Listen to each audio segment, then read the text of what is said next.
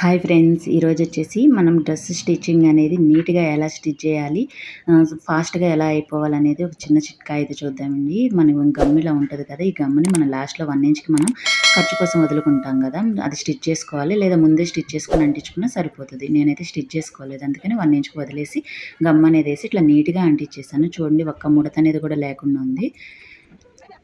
నేను ఇంకా రెండో దానికి కూడా చూపిస్తున్నాను చూడండి. రెండో దానికి కూడా మన బ్యాక్ సైడ్ పార్ట్ కూడా వేసేసి నేను నీట్గా క్లాత్ అనేది నీట్గా సదురుకోవాలి. సదురుకుని ఇట్లా మనం కనుక గమ్ము పెట్టేసుకుని నీట్గా ముడత అనేది లేకోకుండా ఇట్లా అంటించుకుంటూ ఇట్లా నీట్గా ముడత అనేది లేకోకుండా పెట్టేసుకున్నాం అనుకోండి, మనం స్టిచ్చింగ్ అనేది చాలా ఫాస్ట్గా చేసేయచ్చు.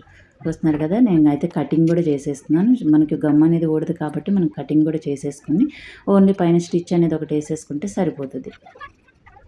నేనైతే స్టిచ్ అనేది కూడా వేస్తున్నాను చూడండి, ఎంత తొందరగా అవుతుందో. సిల్క్ క్లాత్ మనం జారిపోతూ ఉంటుంది, లైనింగ్ వచ్చి ముడత వస్తుందేమోనని టెన్షన్ పడుతూ ఉంటాం డ్రెస్ కుట్టేటప్పుడు.